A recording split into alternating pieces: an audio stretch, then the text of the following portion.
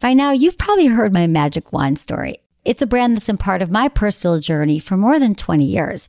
But no matter how many times I sing Magic Wand's praises, I'll never be able to fully capture the story of this incredible brand.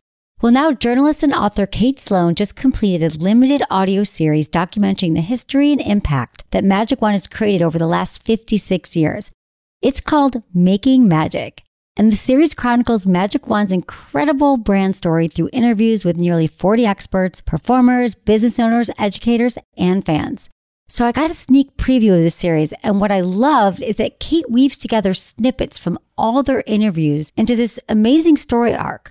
She covers Magic Wand's journey from appliance store massager to its legendary influence on culture and sexual independence, and it's all just fascinating. The first episodes of Making Magic are available now at makingmagicseries.com or on all popular podcast platforms. Just search for Making Magic or visit makingmagicseries.com today. Thanks for listening to Sex with Emily. On today's show, I'm talking about the sex crisis. Did you guys hear this? Apparently we're in a sex crisis and some ways to get out of it. Plus, I'm taking your calls. Topics include a sex drought, a crisis, whatever you want to call it. Why people aren't having sex. All right, so you want to have a baby, but it's turning sex into a chore. How do you make sex fun again? Okay, you love touch, but your wife is not so into PDA. Where is the middle ground? And you're trying to have a threesome. You want someone you know, whereas your partner wants to find a stranger. So what do? All this and more. Thanks for listening. Look into his eyes. They're the eyes of a man obsessed by sex. Eyes that mock our sacred institutions. Bedroom eyes, they call them in a bygone day. Hey, Emily, you got a boyfriend? Because my man E here, he just got his heart broken. He thinks you're kind of cute. A girl's got to have her standards. Oh, my. Do women know about shrinkage? Isn't it common knowledge? What do you mean, like laundry? It shrinks? Can we not talk about sex so much? Are you kidding me? Oh my God, it feels so good. Being bad feels pretty good. But you know, Emily's not the kind of girl you just play with.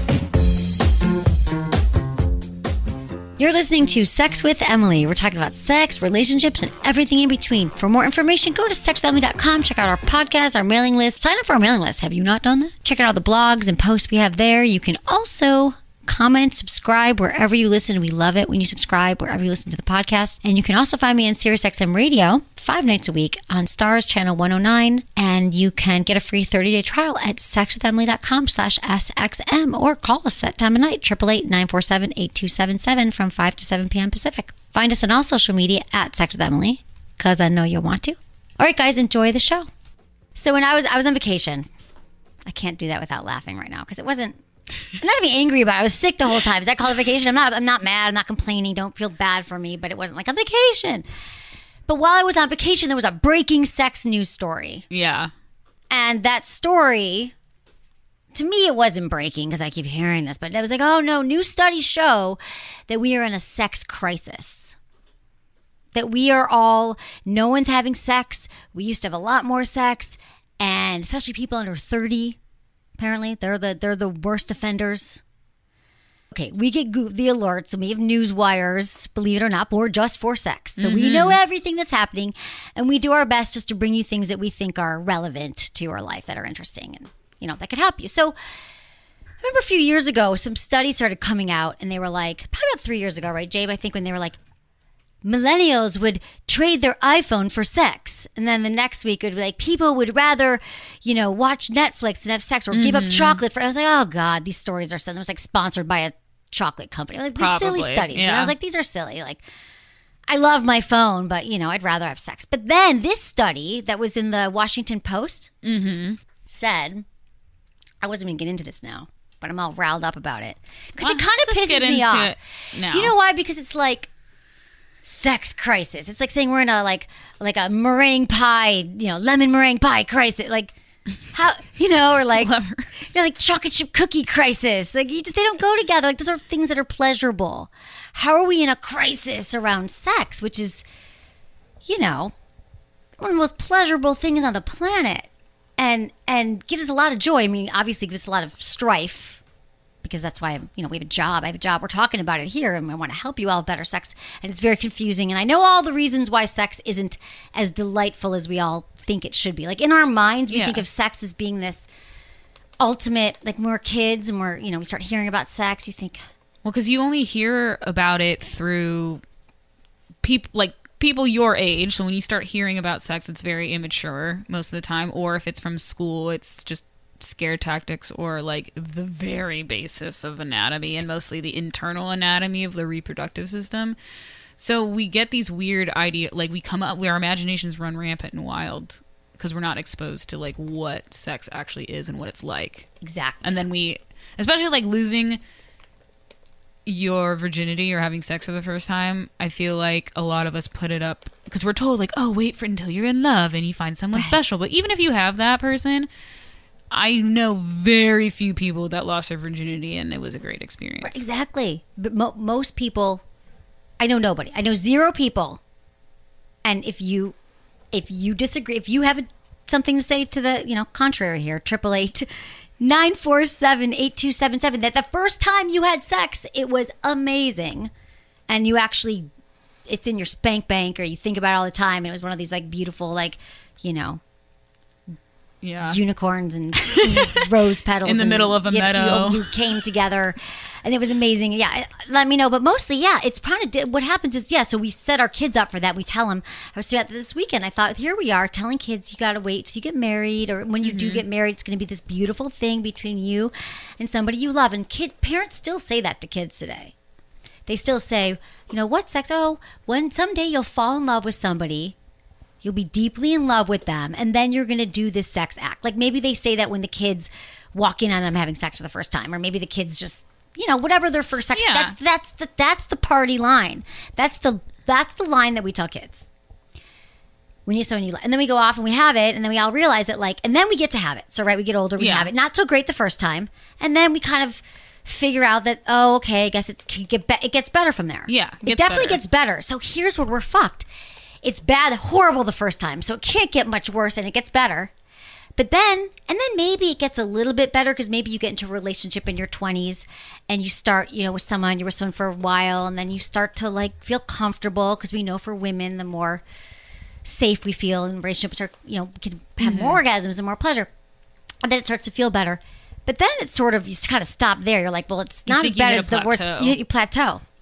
And then you don't ever go back and learn anything new. And then you get into a relationship and you never talk about it. And so there we are. So that's, why sex is, we tell kids, you got to wait till you're married or in love and find someone. And then we know they start having sex, right? When they're like 16, 17, then 15, whatever. We don't talk to them about it. And then they're like, it's like giving your kids a car, like here's a shiny new car without the, the manual or any training at all. It's like giving your kid a great new car, and you love them, and you care about them, and you bought them the car that they dreamed of, but they didn't get their driver's license, and you're like, go have fun in this car.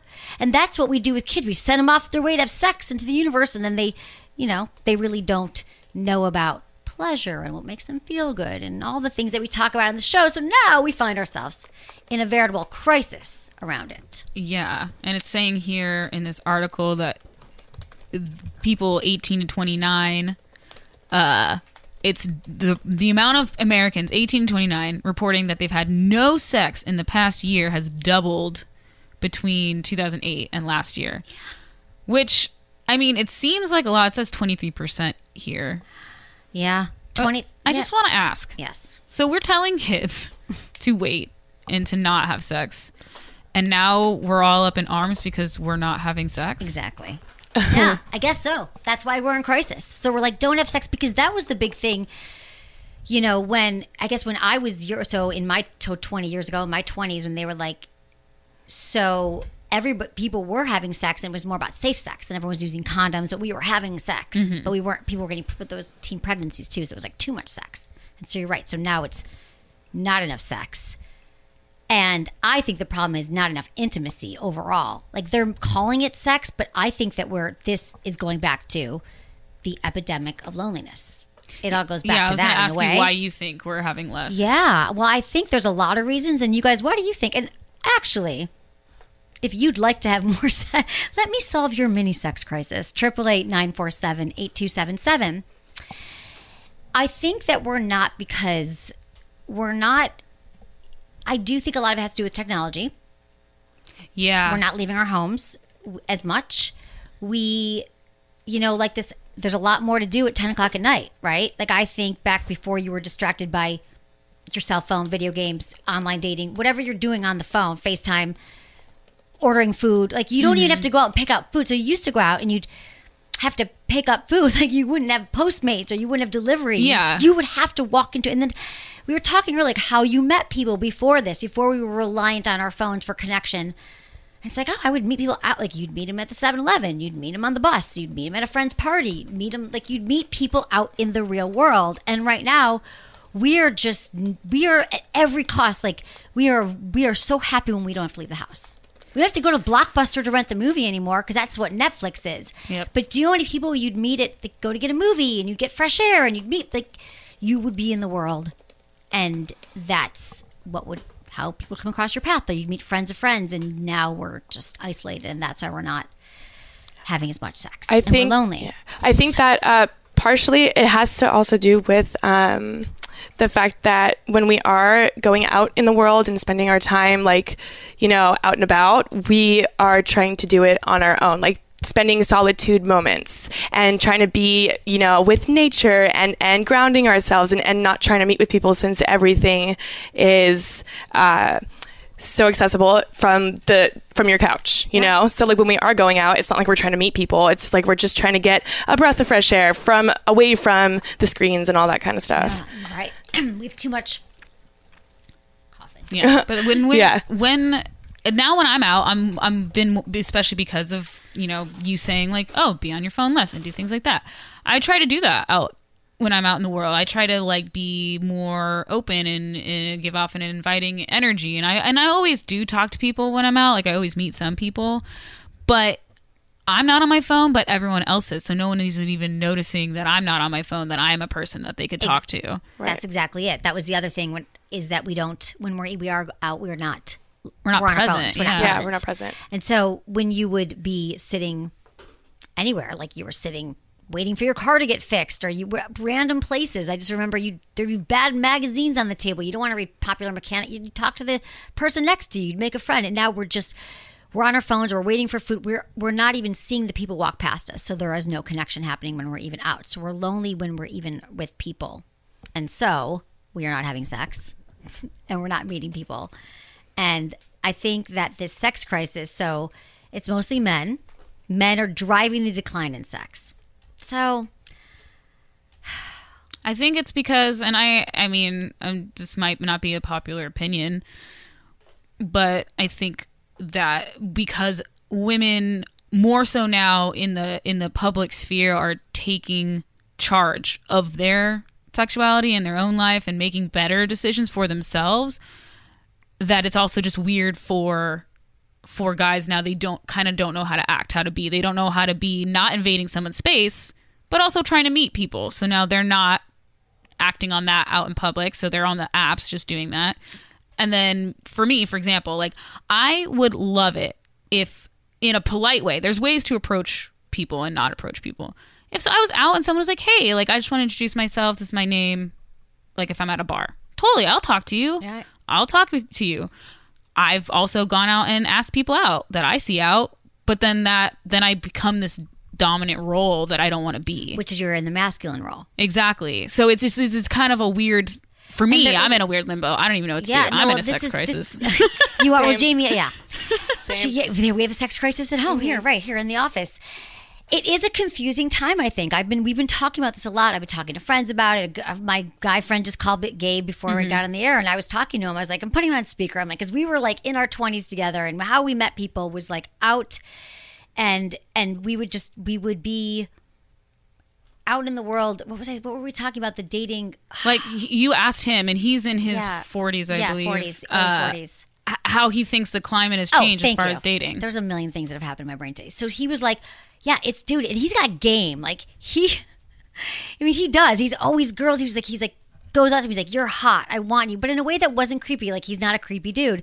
But he was on. He's like, now I just don't feel like I can even approach him and ask him out in that same way, that it shifted, which in a way I feel like there is a certain, so what we've talked about this before too, about people like in your 20s now, that it's okay, men, women asking people out, it doesn't really matter. But where I feel like years ago, it was more like, I believed, what I was taught, was that it was men or the masculine, because it could be, there's always the masculine energy and the feminine energy. So even if you're in a same-sex relationship, that the masculine, it was the masculine's responsibility. Like, they want to be the hunter, the gatherer. They want to go out and kill their prey. Like, they want to do the asking. They want to bop you over the head and drag you back to the cave. Like, if I asked a guy out, I believed that I was taking away something from him, and his initiation into that. Like, that was their responsibility. But I do think that it's changed now. The roles have changed, and that we're seeing both things. But I think maybe it's generational. I would like to hear from people.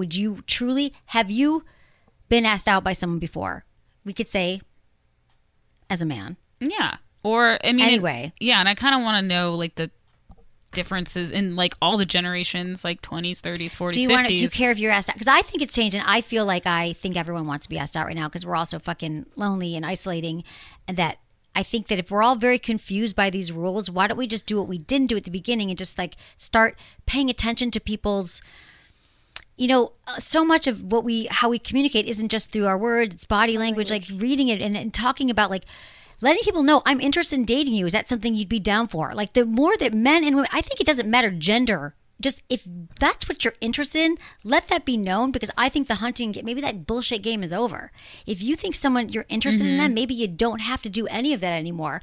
If you are feeling attraction, like, I'm feeling a good, when I was at Wanderlust Festival a few years ago, what did we come back saying that everyone was like, you've got a good vibe? There was some pickup vibe. Hey, I'm feeling your vibe. Yeah. Now that's very, like, California. It was like some yoga festival. So, no, I love Wanderlust, but it's like hey, man, I feel your vibe. So if there's some language that we can figure out that doesn't feel like someone's stepping on you and feels creepy or invasive, but you let it be known, like, I would be interested in hanging with you. I would be interested in getting to know you. You look like, would you want to get a drink sometime? And it doesn't matter. We get out of our own way, because I believe that what I'm thinking, that I'm taking away this responsibility from whoever the masculine role is an old belief system that maybe doesn't serve anybody anymore. Yeah, and it's so funny too, because we all kind of inherently learn this, I think, through peers and people and even adults, like what your parents tell you, what your aunts and uncles tell you, and yet there is no written down rules.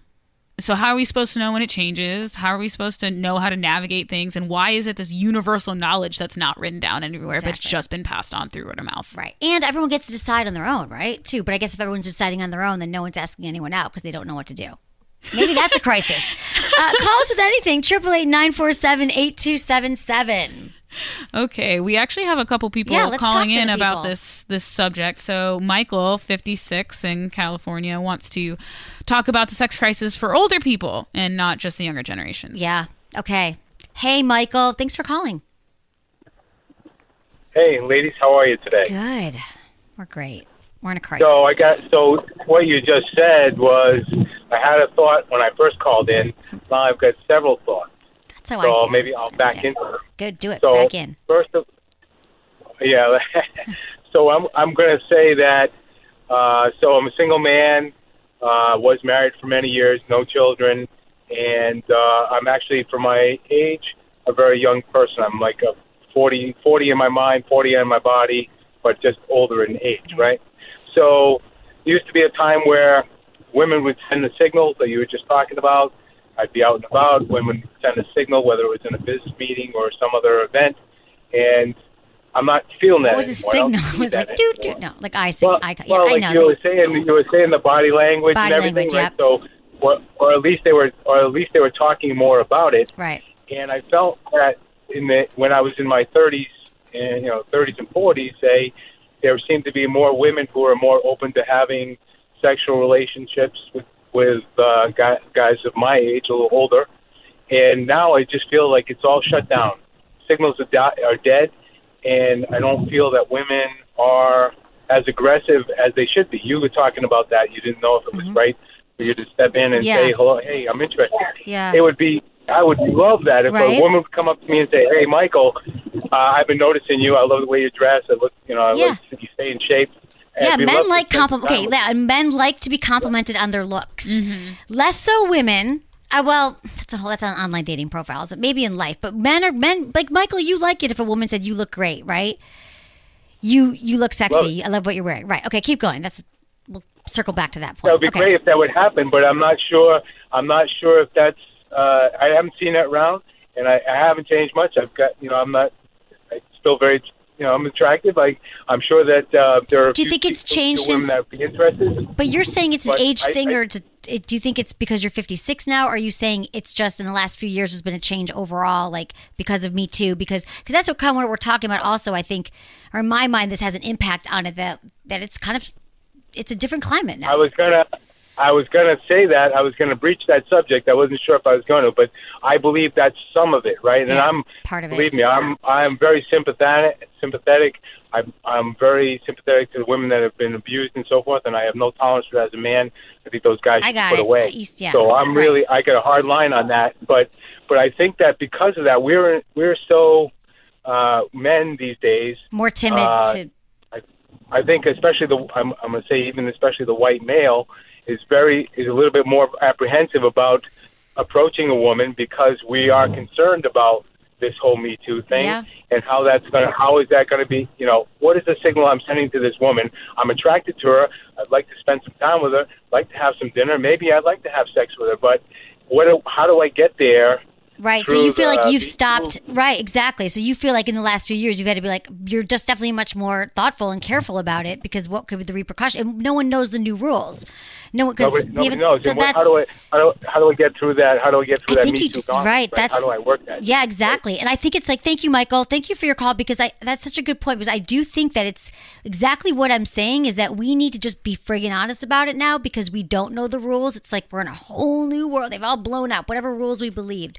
And so now if you are feeling like Michael and Michael's 50, I've heard from men of every age group I've talked to, every generation has said to me, it's changed. It's weird. I know people in college, people like it's just a different time now and we don't really know what to do. And I would argue that we never really did it that great anyway. So what if we just started new and be honest and let people know what if it does not sexual, but hey, I'm feeling like this could be something. Let's hang out. What's your number? It doesn't matter what your gender is. You just don't play the games. And yes, and here's the other thing. The reason why we also don't ask each other out and why we're in a crisis is because when we used to have to leave our house and we weren't home on technology, we're always afraid of rejection. Since men typically had to do a lot of the asking, they would get rejected. And it was terrifying for so many guys to be like, how am I going to ask people out? Like, that's why The Game, like Neil Strauss's book, The Game became such a thing because it was in my show. I hear from men, especially on the podcast, terrified, crippling anxiety young men asking women out. Like it's crippling. And that's been going on forever, but eventually you had to do it enough because survival, you want to have sex in your 20s and then you're like, okay, girl's not into me, or you get your game or you get your thing and you figure out how to communicate with women. But now, since younger guys aren't even learning to date, no one's dating. Yeah. And they're not leaving the house, or they're not talking to people, they're not communicating, they're on their phones. If there's less incentive, that rejection just stays in a fear place. They never go out and to face it, their fear of being rejected, and then you don't get to move through the fear of rejection. So they're just maybe staying home being like, I'd much rather play Fortnite or watch porn than actually be rejected, because that's terrifying. Whereas men before would have to be like, it's terrifying, but I have no other choice because nothing to do at 10 o'clock at night. Yeah, and putting yourself out there in any situation can be terrifying. But, I mean, coming from a woman who has asked men out before, I've been rejected. And it stings, but it's kind of like, why does that person doesn't owe you a yes? Not even about you, right. It's not about you. And that's what I think, too, I really liked Michael's point, though, how he was saying that the climate has changed, but more so because he doesn't want to give women the wrong impression, not because he thinks that someone's going to, like, accuse him of something. It's just more of like, I just don't want to make anyone feel uncomfortable. Exactly. And that's what I'm hearing, right. Michael, I'm glad he called in with that, because it's like that is the sentiments that I've heard from all men of all ages, that they don't want to make. So now the women who are saying, I can't meet anyone, no one's approaching me, why are there no guys out there? The reality, I think, of what we're hearing is that a lot of guys are afraid to approach now. So if they weren't approaching before, they're definitely not now. Or maybe if they're younger, they never did. In their 20s, they never actually did. So perhaps this is why we're having some kind of crisis. And I believe it's more of a crisis of intimacy than a crisis of sex. Sex is just sort of part of it. But I think that we're lonely. Yeah. I've been lonely. Okay, I'm going to butcher this name. Sorry if I do. I think it's Kelsey, but if it's Kelsey, I'm sorry. From 29, who's Canada, who also wants to comment on this conversation. Okay, cool. Hey, Kelsey. Is it Kelsey? Yeah, it's Kelsey. Okay. Hey, Kelsey. What up? Hi. Okay, so I'm so glad this topic is coming up because it's like a hot topic. was actually talking about it with colleagues at work today. So I'm 29, I'm in a relationship for 2 years, and some of my girlfriends are also in relationships. And there's a sex crisis in relationships as well in a lot of ways. Yeah. And what we're noticing is the group of women that I surround myself with, where we want to be successful, high-performing, and there's all these expectations, including how often you're having sex, how good the sex is, what you're doing to mix it up. And so I find myself putting the same sort of performance expectations on my sex life as I would at, my performance expectations at work. So as a result, we're sabotaging the actual intimacy that goes into good sex, and we're forcing it because we think we have to check it off our list. Oh, yeah. Kelsey, I so see that. I get it, because now there's more information out there about sex, and people are talking about it more, and you have things to measure up against now. You kind of, is that what it is? Like, you have a certain expectation? Absolutely. Yeah. And I think social media plays a big part in that, of, looking at other people and what's normal and what's not, and then you bring it back home. And I know for me, my partner is like, you're crazy. Like, who cares what other people are doing? But I can't help myself but get caught up in it sometimes. Wait, give me an example, Kelsey, of what something in your, if you don't mind. Like, I'm just curious, because you're 29, because it is a different world. So give me an example of something how in your mind you're like, I should go home and do this thing to raise the bar in our sex life, or what's come up for you? Yeah. Well, for me, I'm happy having sex once a week. Right. We schedule it. I listen to your show all the time. We schedule it. There's anticipation. There's excitement. Awesome. But, even in the conversation I was talking with my girlfriend today, she was like, I think we should be having sex like 5 nights a week. And I'm thinking, that no longer becomes fun for me. Right, exactly. It becomes a chore. Every couple gets to decide. And so you're incentivized to return to bed with your partner if sex feels like it's an obligation. Right. But then if you guys are talking about it, Kelsey, and then if you're like, hey, and he's truly saying, you're crazy, no, it's awesome, then does it make you feel better, or can you both decide what great sex is for both of you? You didn't even ask for advice, but now I'm giving it to you. No, but I think that's exactly the answer, is establishing what's right for you and your partner in your partnership, and like really blocking it out. But I also think that there is just a lot of external pressure that may be working in an inverted effect, where now we're sabotaging opportunities for sex. So, if I think I'm putting on the signals for my partner, but he's not picking it up, and I feel rejected, right, and I feel like the night was a failure because we didn't have sex, like, did that even have to happen? And was that because I wanted to have sex, or because I thought we should have sex that night? Right, exactly. Right. And that's why it's all about getting into your bodies and knowing when you're, feeling it, and sex shouldn't be an obligation, but I know it's become that for many people. All right, we are going to take a quick break, and when we come back, we're going to get into your calls.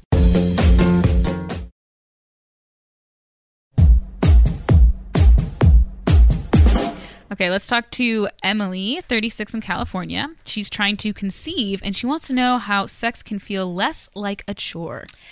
Hey, Emily, how you doing? Hi. I'm good. How are you, Emily? I'm so good, Emily. And team. Emmy. Do you call you Emmy? Yeah. My friends call me Emmy. So, I actually go by M. Yeah. M's a good one, too. Hey, Em, so you're trying to get pregnant. Yes, and you want it's it to feel just sexy. starting maybe a couple of months ago. Okay. And at this point, what has happened is now my husband understands that we need to be on somewhat of a schedule when, you ovulate. And therefore, he thinks at that time that, we have to have sex. And then any kind of the beautiful energy that comes with foreplay or any of those things goes out the window, and he feels like he's doing a job because he's a dude and he wants to accomplish the goal.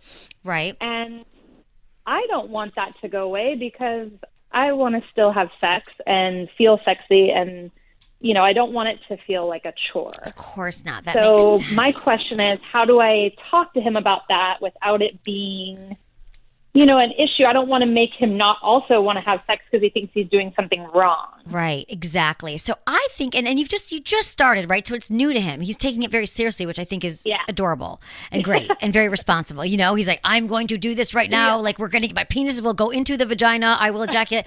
So I think that's great. But I think you have to, now this is your time to bring a little levity to it.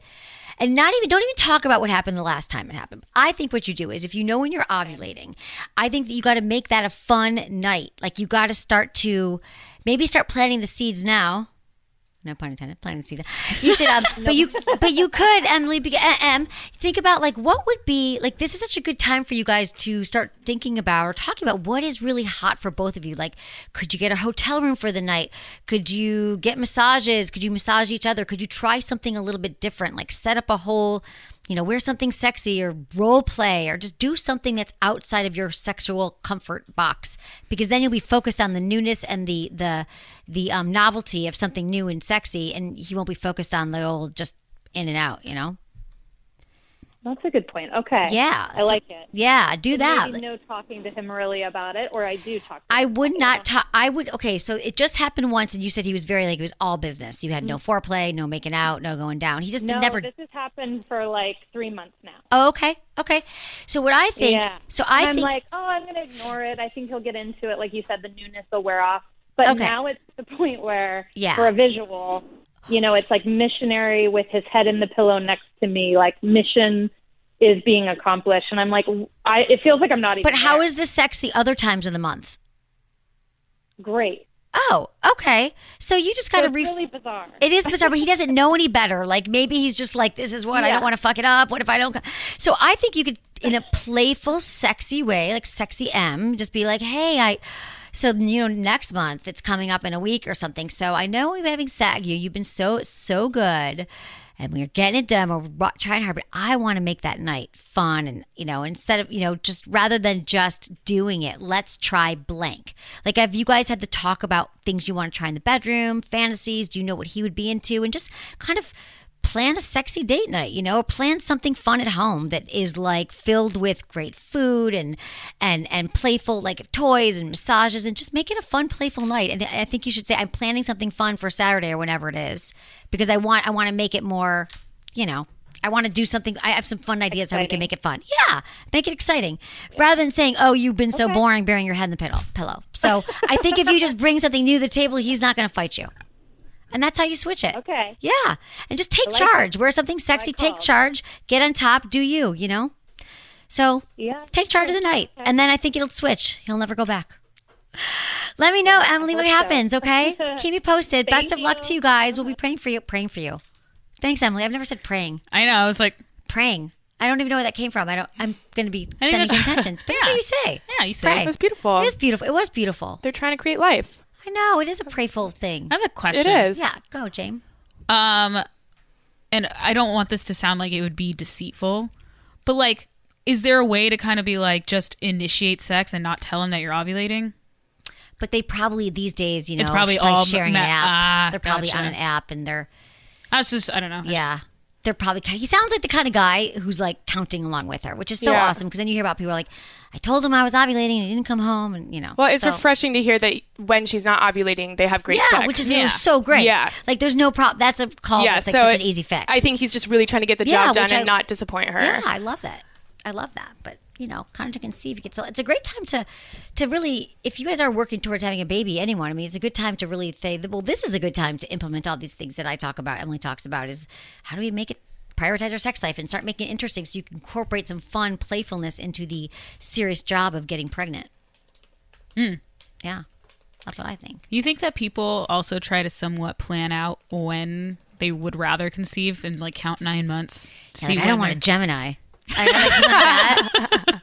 You know what I mean? You're putting your own sign down. I'm a Gemini. I think people are like, oh, God. That's ridiculous. I don't know people. Probably people who are in, I don't know, we're in California. Michelle, it's true. I'm huge into astrology. There must be people who are like, I do not want a Libra on my hands. But you know what? It's like you got to just be blessed and happy with the gift of life. We're just regardless. lucky if we're having, really. I think these days people just want to get pregnant.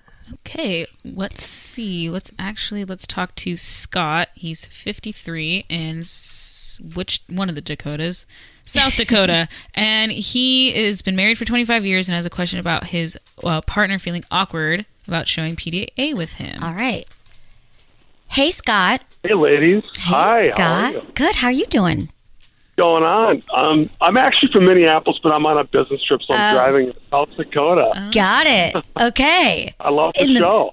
Good. Thank you. We love it too. You're really pretty. Oh, nothing. Sorry, were you saying something? No. No, Thanks. nothing you want to hear. No, I love it. Thank you, Scott. Yeah, no, it's very both of you. And I don't remember your colleague's name. I'm sorry. Jamie. I feel bad. Jamie. Jamie, you're She's awesome too. yeah. Great show. I've listened to the program with my wife, and we have a really healthy relationship. Been married 25 years, have 2 daughters, and the sex is great. I'm really into like going down on her all the time, and she loves it. She does the same for me. So we're really active. It's really healthy. But what's really strange is she just doesn't. She doesn't really like to like kiss. Like if I was to drop her off at the airport, so I just wanted to kiss her before she left for Milan, and I like went in for the nice French kiss, and she's like, Scott, and I'm like, she's like, we're outside, and I'm like, who cares? Yeah. Good. You know? Yeah. And I'm like, it's okay. So here's my question: Is there a point after many years of marriage where the French kissing just kind of isn't like what it used to be? Yes, yes, exactly that, Scott. In most relationships, kissing is the first thing that goes, which makes me so sad. Bring back the kissing. Me too, because it's the sexiest thing. It is so sexy. It's like so hot. Women, we require it. We like kissing. This is how we orgasm most. Ready? Kissing, fingers, and mouth. Like that's what turns us on the most. That brings us more pleasure. So yeah, that happened. So maybe you bring it up and you let her know, like, God, I really love making out with you. I've been thinking about kissing you. You know, we forget how good it feels. So it's pretty common. So I just let her know that's, you know, did you guys used to kiss a lot at the beginning? Oh yeah. I mean, I think we're both like great kissers, and I think we still are. But now I think she's like, hey, if you're going to get the tongue going on, go down there. And I'm like, oh, I see. So she's like, hey, we're making out. Go. Yeah. The kids are, what, do you have kids? You said, I mean, like, it's busy, right? Yeah. Yeah. I get it. So it's like, I mean, I think it's a matter of talking to her next time you guys are out on date night or something and just saying like, God, I remember we used to make out. I love our making out. I love kissing you. It makes me, you know, turn on so much. Your mouth's so sexy. And maybe just even take it off the table to be like, let's make out do one of the role playing things or go back to the place you had your first date. Do some things that are nostalgic and they make you guys feel super connected again. Go to a concert that's playing music that you guys played in high school, you know, that you listened to in high school or in college or whatever. Like things that are reminiscent of what you used to do, and you put yourself in those situations again. She'll be like, oh yeah, remember this, making out? And it makes her feel free. Because she probably feels, you know, women be like, oh, someone's going to judge me and call me a slut. Like maybe we were in high school, we kissed our boyfriend, so we just don't. Or our parents told us it was wrong, so we don't. So maybe that's why also she's pulling away at the airport. So it sounds like there could be some softening and some connecting again. Intimate, you know, on that level. Good. Yeah. Working back into it, because maybe it was a mind blow. Just be like, hey, we're out here at the airport, you know, everyone's around and you're trying to French kiss me. We haven't French kissed a lot to begin with lately, so now we're out here publicly. That's a little weird. Yeah, and I got to check my luggage, and I got to get something to eat before the plane takes off. You know what I mean? Like, you're trying to kiss me. Yeah, so I'm sure it's just, I get it. I probably wouldn't want to kiss you. I'd probably be like, I would probably be late at that point. Knowing me, I'm just saying, I think that's it. But start to think about this. So when she comes back, and just I've been thinking a lot about it, that kiss, and not in a judgy way, like I couldn't stop thinking how you didn't kiss me. You know, when we talk about this stuff, keep it positive and light, and think about things that will inspire you both to kiss again. Bring it back. Bring back the kissing. Solid advice. Okay, thanks, Scott. Thanks for calling. Have a great night. 888-947-8277. Kissing is one of the first thing that goes. Sex not too far behind, but kissing goes. And then sometimes it never comes back. And you're like, oh my God. Like you might, like he said, you might actually be, like Scott said, you might actually be having sex once a week, twice a week, but never making out anymore. I think a lot of times in the beginning, making out tends to lead to sex. And then when you get it takes effort, and it's like can be exhausting. I think I'm just throwing things out there. Kissing is an effort exhausting? I think so. I don't know. I love kissing, so I'm totally down for it all the time. This is what I thought maybe other people are thinking. Yeah, perhaps they think, look, let's just get to the chase here. Let's get over with. We're busy. We don't have a lot of time. Or maybe when couples are feeling less connected to each other, they have sex, but kissing is actually so intimate that maybe they kind of are like annoyed with their partner, but they're like, I'm just going to have sex. Like they're at that point in their relationship where they're like, that's too intimate. I can have sex because that's even less. But kissing is like, oh, and I don't even feel like kissing my partner right now because I'm so annoyed about a million other things that have happened in the last 10 years that I actually don't want to kiss this person. Do you know what I'm saying? Like, Oh, for 5 so years, there's, or 3 like, years. resentments behind it. build up. And so they're like, I Oh. can't even kiss him anymore. I can have sex with him. That's something that I can do. That's the duty we'll both get off. But kissing means like I love this person. Like I'm still attracted to him in a way that I'm not into him anymore. Let's talk to Katie, 61 in Michigan, who's curious about how to approach a threesome. Hey, Katie. Hi, let's talk about this. In my home state. What's up? Not much. My husband and I would like to get more intimacy, more happiness in our marriage, and we were talking about getting into a threesome.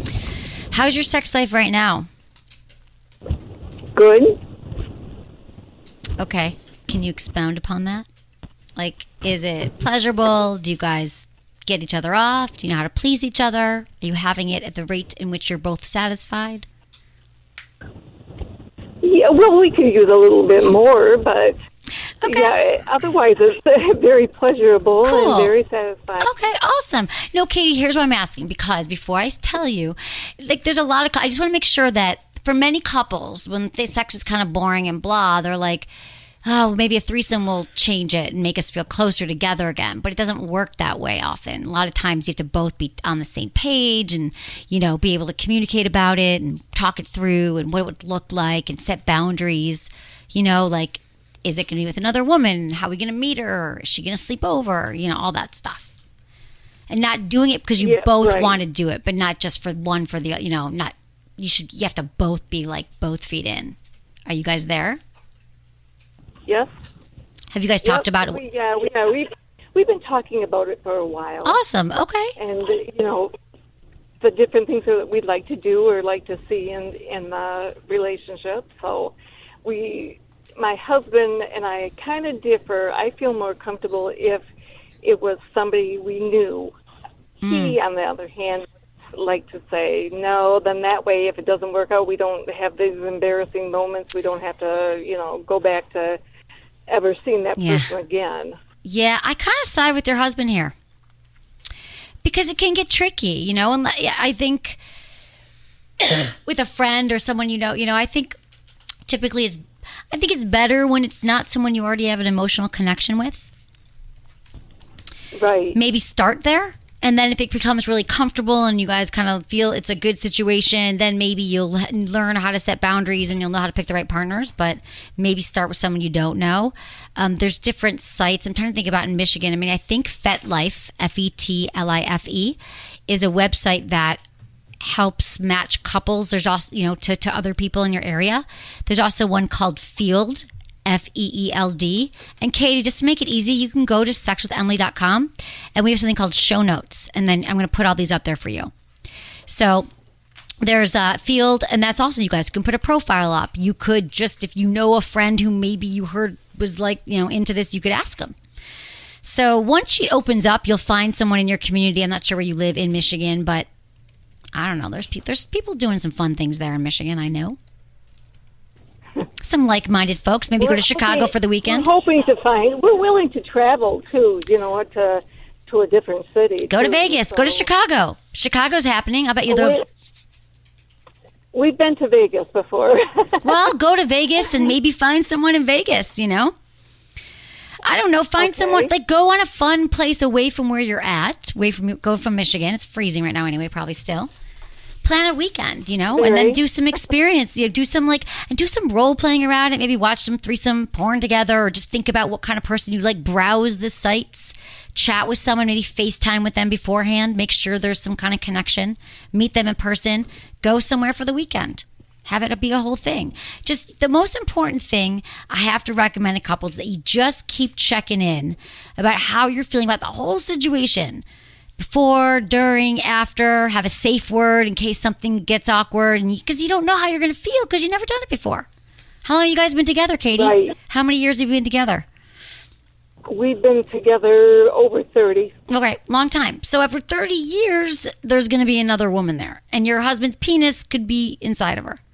You know what I mean? Like, how could that feel? Like, think about it before. Talk about it. Fantasize about it together. Just make sure you're ready.